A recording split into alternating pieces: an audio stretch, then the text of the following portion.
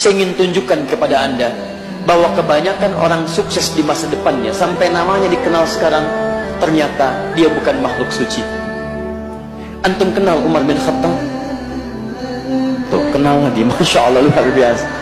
Di sini komplit lah pada Korea itu, luar biasa. Yang iblis kenal, jin kenal, Firaun kenal, Umar kenal, luar biasa di sini.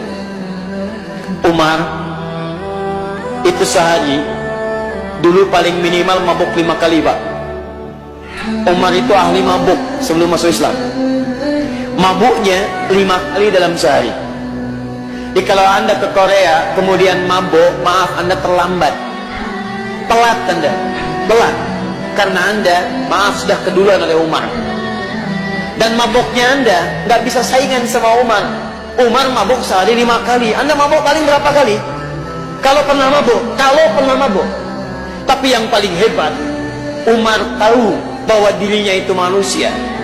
Umar tahu karena pengaruh lingkungan dia bisa salah, tapi Umar tahu dia bisa menata masa depan yang lebih baik daripada sebelumnya. Apa yang terjadi? Umar hijrah. Pemabuk ini hijrah. Orang yang paling keras terhadap Nabi hijrah. Orang yang mengaku musuh Nabi hijrah. Orang yang pernah mau bunuh Nabi hijrah. Ketika dia berhijrah mendekat kepada Nabi SAW, apa yang terjadi? Allahu Akbar. Ternyata Allah tutup semua kisah-kisah buruknya. Yang tadinya mabuk 5 kali dalam sehari, ayat larangan turun ayat larangan mabuk karena pertanyaan Umar bin Khattab. Ya Rasulullah, kenapa tidak diturunkan ayat untuk melarang yang mabuk? Karena mabuk berdampak buruk pada kesehatan. Turun Quran surah kedua ayat 219. Ya Rasulullah, kenapa masih ada orang mabuk?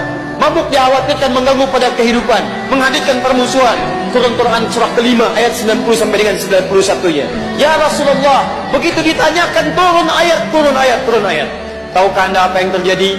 Umar tiba-tiba masuk Islam, jadi sahabat Nabi yang terbaik.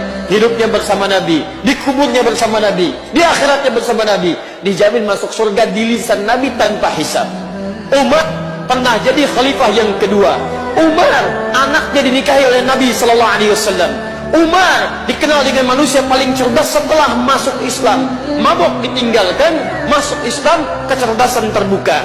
Sampai ada seorang bernama Toha Hussein, orang liberal berasal dari Mesir, mengarang kitab mengakui kecerdasan Umar. Namanya Abqariyatu Umar, kejeniusan Umar bin Khattab. Umar yang menemukan dengan izin Allah Subhanahu wa taala tuntunan syariat bagaimana caranya mushaf Al-Quran jadikan mushaf, diusulkan pada Abu Bakar As-Siddiq.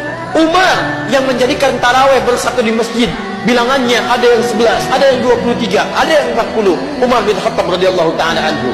Umar yang membentangkan kekuasaan Islam sampai menyebar lepas keluar dari Jazirah Arab. Umar bin Khattab asalnya mabuk, asal penuh kelah kesah, asalnya keras, bahkan preman Arab dikenal salah satunya Umar.